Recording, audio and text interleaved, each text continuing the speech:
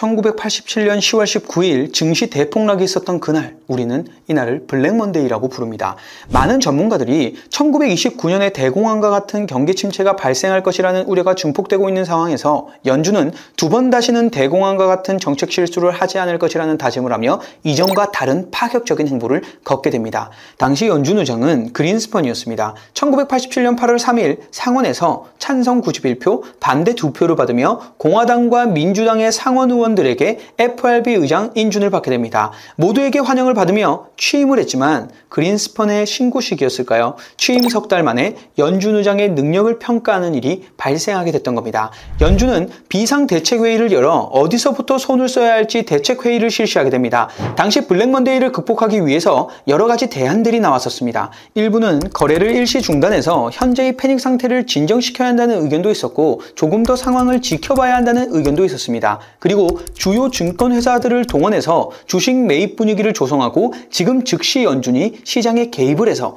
유동성을 공급해야 한다는 의견도 있었죠. 그린스펀도 대공황의 아픔을 잘 알고 있을 겁니다. 대공황 당시 붕괴 상황에서 많은 전문가들은 자연적으로 회복될 수 있게끔 침체를 견뎌내야 향후에 다시 건강한 경제로 돌아설 수 있을 것이라 판단했지만 증시 폭락이 금융 시스템 전체로 퍼지면서 금융기관들의 돈의 흐름이 원활하게 이루어지지 않았고 이로 인해 실물 경제까지 위기가 번지면서 연쇄적인 부도가 발생했던 거죠. 당시 해결 방안은 침체를 더욱 가속화시켰었습니다. 모든 것이 파괴된 이후에 뒤늦게 손을 쓰려고 했지만 이미 늦은 상태였죠. 만약 대공황 당시 중앙은행이 신속히 유동성을 공급했었다면 장기적인 침체는 겪지 않았을 겁니다.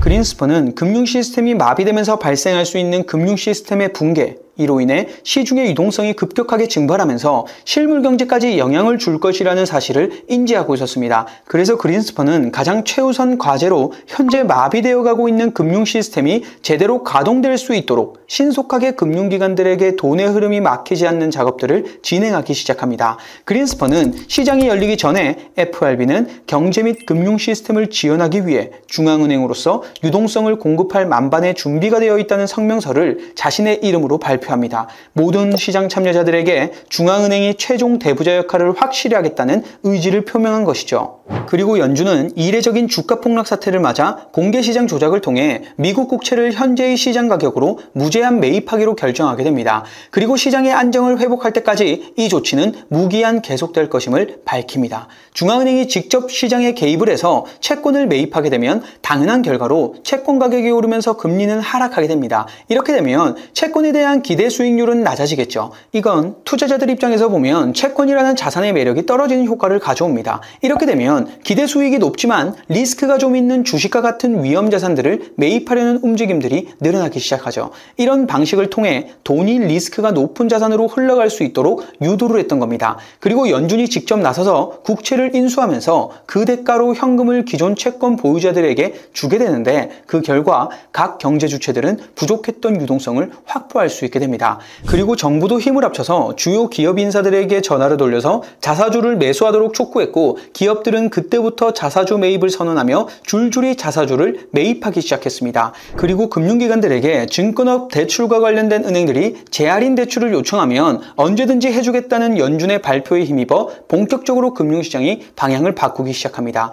유동성을 공급하기 위한 연준의 이러한 신속한 대처는 많은 시장 참여자들에게 시장은 무너지지 않을 것이라는 믿음을 심어주었고 이러한 믿음이 확고해진다면 현재 이루어진 주가 폭락은 저가로 주식을 매수할 수 있는 절호의 찬스라고 생각할 겁니다. 갑자기 기관 투자자들뿐만 아니라 개인 투자자들까지 주식을 매수하기 시작했고 순식간에 지수가 급반등하며 사상 최대의 상승폭을 기록합니다. 이뿐만 아니라 그린스펀은 기준금리를 단계적으로 인하하기 시작합니다. 미국의 경기 침체는 미국과 무역을 하는 상대국들에게도 마냥 좋은 소식이라고 볼 수는 없습니다. 글로벌 수요의 대부분의 비중을 미국이 책임지고 있는데 이번 블랙먼데이 사태로 인해 미국 경제가 안 좋아지면 그만큼 자국 제품도 미국으로 잘 안 팔리겠죠. 그린스펀은 국제공조 차원에서 독일과 일본에게 금리 인하를 촉구했고 모두 긴축적인 통화정책에서 완화적인 통화정책으로 선회를 하며 국제공조가 다시금 공고화되기 시작하면서 글로벌 증시 또한 회복세를 보이기 시작합니다. 모두가 가치 경기 부양을 선택했던 겁니다. 연준과 여타 선진국 중앙은행들은 블랙먼데이를 통해서 한 가지 중요한 사실을 배우게 됩니다. 쓰러지기 전에 유동성을 공급해서 경기를 회복시키는 것이 이미 쓰러져서 죽어가는 경제를 다시 살리는 것보다 훨씬 더 적은 비용이 든다는 것을 알게 되죠. 블랙먼데이는 중앙은행들에게만 교훈을 준 것이 아닙니다. 투자자들도 이번 기회를 통해 하나를 확실히 배우게 됩니다. 경기가 침체하거나 증시가 큰 폭으로 하락하면 풍부한 신용은 한순간에 증발하게 됩니다. 미래가 불확실하니 그 누구도 상대방을 신뢰할 수 없겠죠. 이렇게 신용이 사라지게 되면서 금융 시스템이 마비가 되는 겁니다. 그런데 이때 유일하게 발권력을 가진 중앙은행이 시중에 사라진 신용분만큼 새로운 돈을 찍어줍니다. 발권력을 동원해 채권과 같은 각종 자산들을 매입하며 자산 가격의 하방을 든든하게 막아준다는 거죠. 이렇게 금융시장이 휘청일 때마다 추가적인 완화 정책을 도입하면서 더 이상 급격한 하락은 없을 것이라는 스탠스를 취하는데, 당연히 시장 참여자들 입장에선 시장이 불안하면 언제든지 연준이 이 혼란을 수습하기 위해 출동할 것이라는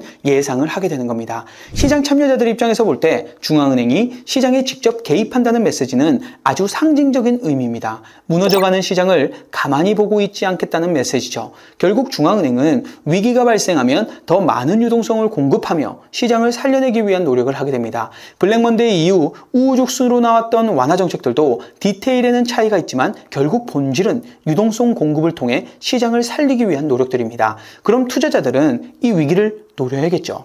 바이 더 딥, 밀리면 사라는 전략이 유효하다는 결론을 내리게 됩니다. 위기로 인해 금융 시스템이 무너질 것 같으면 중앙은행들이 자산 가격 하락을 막기 위해 유동성을 공급할 테니까 말이죠. 영상 시청해 주셔서 감사합니다.